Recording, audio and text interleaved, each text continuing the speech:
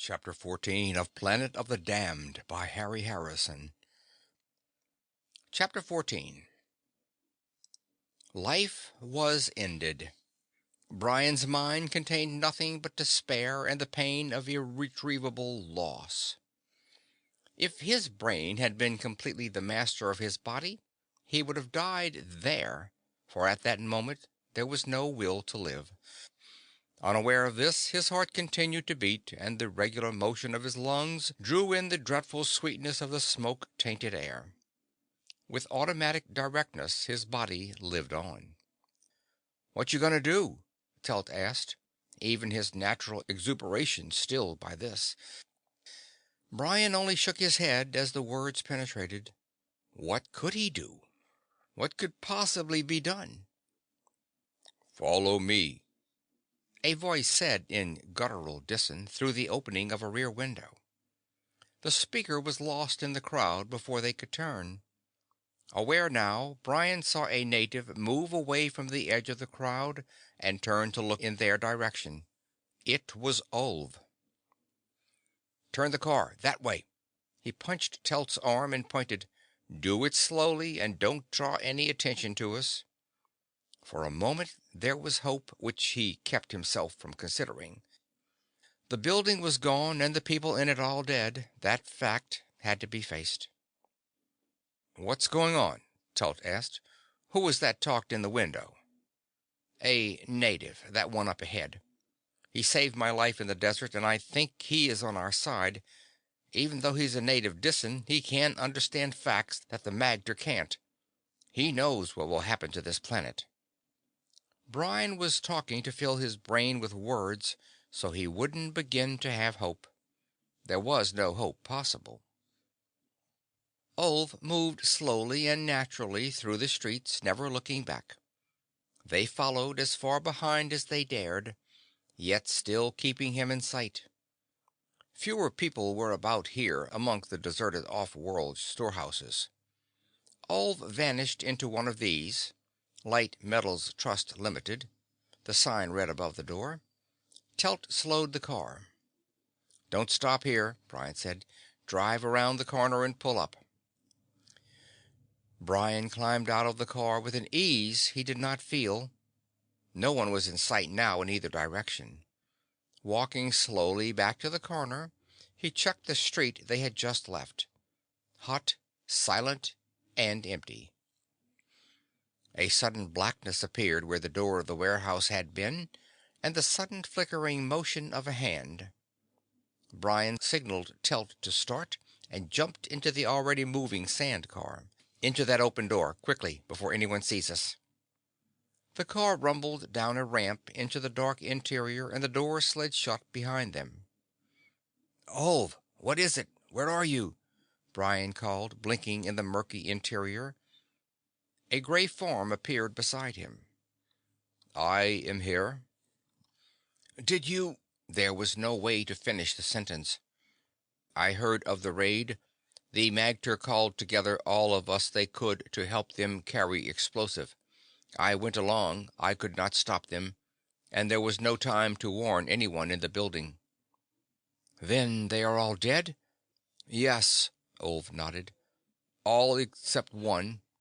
I knew I could perhaps save one. I was not sure who, so I took the woman you were with in the desert. She is here now. She was hurt, but not badly, when I brought her out." Guilty relief flooded through Brion. He shouldn't exult, not with the death of everyone in the Foundation still fresh in his mind. But at that instant he was happy. "Let me see her," he said to Ulv. He was seized by the sudden fear that there might be a mistake. Perhaps Ulv had saved a different woman. Ulv led the way across the empty loading bay. Brion followed closely, fighting down the temptation to tell him to hurry. When he saw that Ulv was heading towards an office in the far wall, he could control himself no longer and ran on ahead. It was Leah, lying unconscious on a couch. Sweat beaded her face and she moaned and stirred without opening her eyes. "I gave her Sovar," then wrapped her in cloth so no one would know, Ulv said. Telt was close behind them, looking in through the open door. Sovar is a drug they take from one of their plants, he said. We got a lot of experience with it. A little makes a good knockout drug, but it's deadly poison in large doses. I got the antidote in the car. Wait, and I'll get it. He went out. Brion sat next to Leah and wiped her face clean of dirt and perspiration. The dark shadows under her eyes were almost black now, and her elfin face seemed even thinner. But she was alive. That was the important thing. Some of the tension drained away from Brion, and he could think again. There was still the job to do. After this last experience, Leah should be in a hospital bed, but this was impossible. He would have to drag her to her feet and put her back to work. The answer might still be found. Each second ticked away another fraction of the planet's life. Good as new in a minute, Telt said, banging down the heavy med box. He watched intently as Ulv left the room. I should know about this renegade. Might be useful as a spy or for information, though of course it's too late now to do anything, so the hell with it. He pulled a pistol-shaped hypodermic gun from the box and dialed a number on the side. Now, if you'll roll her sleeve up, I'll bring her back to life. He pressed the bell-shaped sterilizing muzzle against her skin and pulled the trigger. The hypno-gun hummed briefly, ending its cycle with a loud click. Does it work fast? Brion asked. Couple of minutes. Just let her be and she'll come to by herself. Ulv was in the doorway. Kill her, he hissed. His blowgun was in his hand, half raised to his mouth. He's been in the car. He's seen it, Telt shouted and grabbed for his gun. Brion sprang between them, raising his hands. Stop it! No more killing, he shouted in Disan. Then he shook his fist at Telt. Fire that gun and I'll stuff it down your throat. I'll handle this.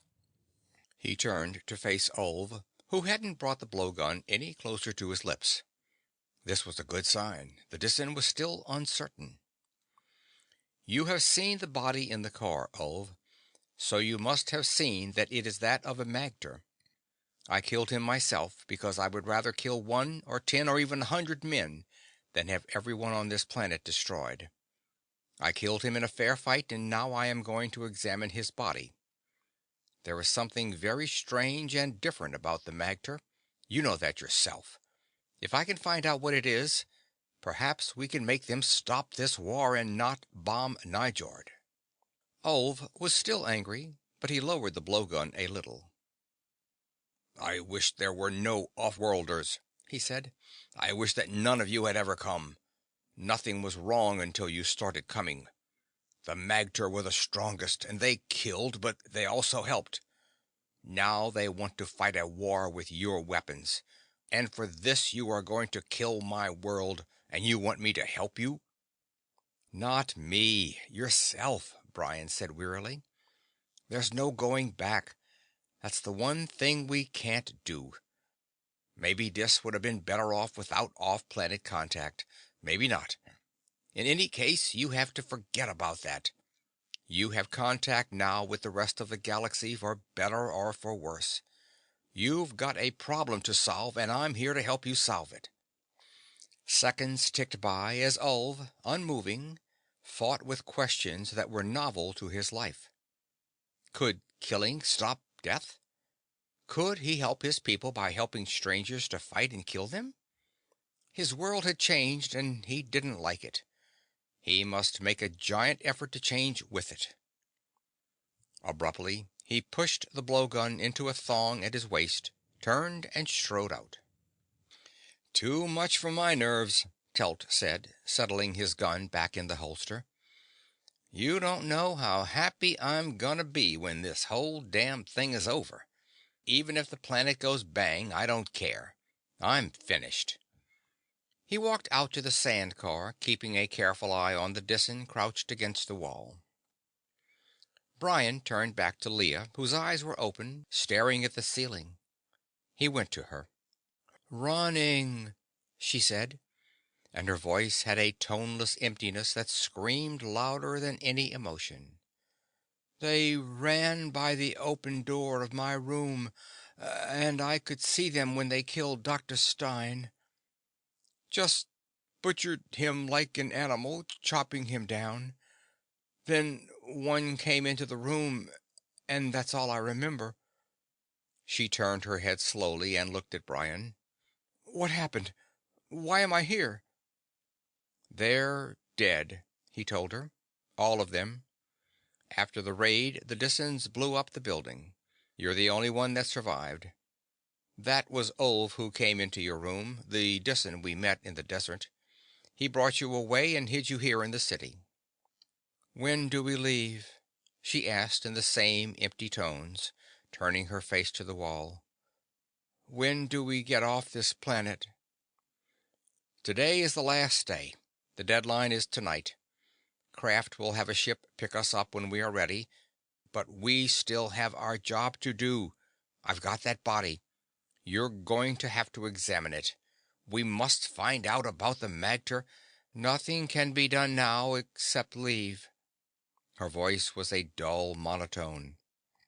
"There is only so much that a person can do, and I've done it. Please have the ship come. I want to leave now." Brion bit his lip in helpless frustration. Nothing seemed to penetrate the apathy into which she had sunk. Too much shock, too much terror in too short a time. He took her chin in his hand and turned her head to face him. She didn't resist, but her eyes were shining with tears. Tears trickled down her cheeks. "Take me home, Brion. Please take me home." He could only brush her sodden hair back from her face and force himself to smile at her. The moments of time were running out, faster and faster, and he no longer knew what to do. The examination had to be made, yet he couldn't force her. He looked for the med box and saw that Telt had taken it back to the sand car. There might be something in it that could help, a tranquilizer perhaps. Telt had some of his instruments open on the chart table and was examining a tape with a pocket magnifier when Brion entered. He jumped nervously and put the tape behind his back, then relaxed when he saw who it was. "I thought you were the creepy out there, coming for a look," he whispered. "Maybe you trust him, but I can't afford to. Can't even use a radio. I'm getting out of here now. I have to tell Hyes." "Tell him what?" Brion asked sharply. "What is all the mystery about?" Telt handed him the magnifier and tape. "Look at that. Recording tape from my scintillation counter. Red verticals are 5-minute intervals. The wiggly black horizontal line is the radioactivity level. All this, where the line goes up and down, that's when we were driving out to the attack, varying hot level of the rock and ground." "What's the big peak in the middle?" "That coincides exactly with our visit to the House of Horrors, when we went through the hole in the bottom of the tower." He couldn't keep the excitement out of his voice. "Does it mean that—" "I don't know. I'm not sure. I have to compare it with other tapes back at base. It could be the stone of the tower. Some of these heavy rock have a high natural count. There maybe could be a box of instruments there with fluorescent dials. Or it might be one of those tactical atomic bombs they threw at us already. Some arms runners sold them a few. Or it could be the cobalt bombs." "It could be," Telt said, packing his instruments swiftly. "A badly shielded bomb, or an old one with a crack in the skin, could give a trace like that. Just a little radon leaking out would do it." "Why don't you call Hyes on the radio and let him know?" "I don't want Granddaddy Kraft's listening posts to hear about it. This is our job, if I'm right. And I have to check my old tapes to make sure. But it's gonna be worth a raid. I can feel that in my bones. Let's unload your corpse." He helped Brion with the clumsy wrapped bundle, then slipped into the driver's seat. "Hold it," Brion said. "Do you have anything in the med box I can use for Leah? She seems to have cracked. Not hysterical, but withdrawn. Won't listen to reason, won't do anything but lie there and ask to go home." Got the potion here, Telt said, cracking the med box. Slaughter syndrome is what our medics call it. Hit a lot of our boys. Grow up all your life hating the idea of violence, and it goes rough when you have to start killing people. Guys break up, break down, go to pieces lots of different ways. The medic mixed up this stuff. Don't know how it works, probably tranquilizers and some of the cortex drugs. But it peels off recent memories, maybe for the last 10, 12 hours. You can't get upset about what you don't remember. He pulled out a sealed package. Directions on the box. Good luck. Luck, Brian said, and shook the technician's calloused hand. Let me know if the traces are strong enough to be bombs. He checked the street to make sure it was clear, then pressed the door button. The sand car churned out into the brilliant sunshine and was gone, the throb of its motor dying in the distance. Brian closed the door and went back to Leah. Ulv was still crouched against the wall. There was a one-shot disposable hypodermic in the box. Leah made no protest when he broke the seal and pressed the needle against her arm. She sighed and her eyes closed again. When he saw she was resting easily, he dragged in the tarpaulin-wrapped body of the Magter. A workbench ran along one wall, and he struggled the corpse up onto it. He unwrapped the tarpaulin, and the sightless eyes stared accusingly up into his. Using his knife, Brian cut away the loose, blood-soaked clothing. Strapped under the clothes, around the man's waist, was the familiar collection of Disan artifacts. This could have significance either way. Human or humanoid, the creature would still have to live on Dis. Brian threw it aside along with the clothing. Nude, pierced, bloody, the corpse lay before him. In every external physical detail, the man was human. Brian's theory was becoming more preposterous with each discovery. If the Magter weren't alien, how could he explain their complete lack of emotions? A mutation of some kind? He didn't see how it was possible. There had to be something alien about the dead man before him. The future of a world rested on this flimsy hope. If Telt's lead to the bombs proved to be false, there would be no hope left at all. Leah was still unconscious when he looked at her again. There was no way of telling how long the coma would last. He would probably have to waken her out of it, but he didn't want to do it too early. It took an effort to control his impatience, even though he knew the drug needed time in which to work. He finally decided on at least a minimum of an hour before he should try to disturb her. That would be noon, 12 hours before destruction. One thing he should do was to get in touch with Professor Commander Kraft. Maybe it was being defeatist, but he had to make sure that they had a way off this planet if the mission failed. Kraft had installed a relay radio that would forward calls from his personal set. If this relay had been in the Foundation building, contact was broken. This had to be found out before it was too late. Brian thumbed on his radio and sent the call. The reply came back instantly. This is Fleet Communications. Will you please keep this circuit open? Commander Kraft is waiting for this call, and it is being put directly through to him now. Kraft's voice broke in while the operator was still talking. Who is making this call? Is it anyone from the Foundation? The old man's voice was shaky with emotion. Brandd here. I have Leah Maurice with me. No more? Are there no other survivors from the disaster that destroyed your building? That's it. Other than us, it's a complete loss. With the building and all the instruments gone, I have no way to contact our ship in orbit. Can you arrange to get us out of here if necessary? Give me your location. A ship is coming now. I don't need a ship now, Brian interrupted. Don't send it until I call. If there is a way to stop your destruction, I'll find it. So I'm staying, to the last minute if necessary. Kraft was silent. There was only the crackle of an open mic and the sound of breathing. That is your decision, he said finally. I'll have a ship standing by.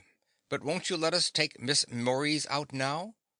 No, I need her here. We are still working, looking for... What answer could you find that could possibly avert destruction now? His tone was between hope and despair. Brion couldn't help him. If I succeed, you'll know. Otherwise, that will be the end of it. End of transmission. He switched the radio off. Leah was sleeping easily when he looked at her, and there was still a good part of the hour left before he could wake her. How could he put it to use? She would need tools, instruments to examine the corpse, and there were certainly none here. Perhaps he could find some in the ruins of the Foundation building. With this thought, he had the sudden desire to see the wreckage up close. There might be other survivors. He had to find out. If he could talk to the men he had seen working there... Ulv was crouched against the wall in the outer room. He looked up angrily when Brion came over, but said nothing. Will you help me again? Brion asked. Stay and watch the girl while I go out. I'll be back at noon. Ulv didn't answer. I am still looking for the way to save Dis, Brion added. Go. I'll watch the girl. Ulv spat words in impotent fury. I do not know what to do. You may be right. Go. She will be safe with me.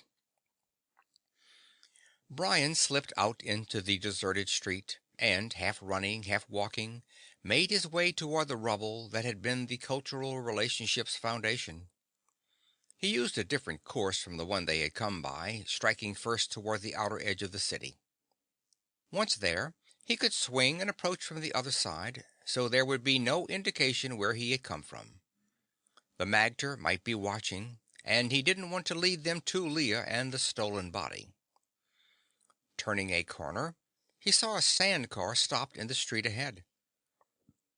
There was something familiar about the lines of it.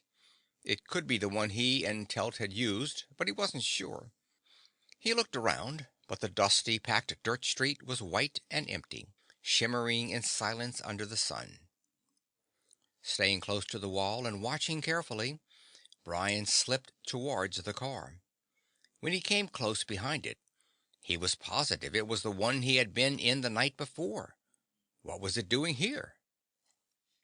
Silence and heat filled the street. Windows and doors were empty, and there was no motion in their shadows. Putting his foot on a bogey wheel, he reached up and grabbed the searing metal rim of the open window. He pulled himself up and stared at Telt's smiling face. Smiling in death. The lips pulled back to reveal the grinning teeth, the eyes bursting from the head, the features swollen and contorted from the deadly poison. A tiny toughed dart of wood stuck in the brown flesh on the side of his neck. End of chapter 14.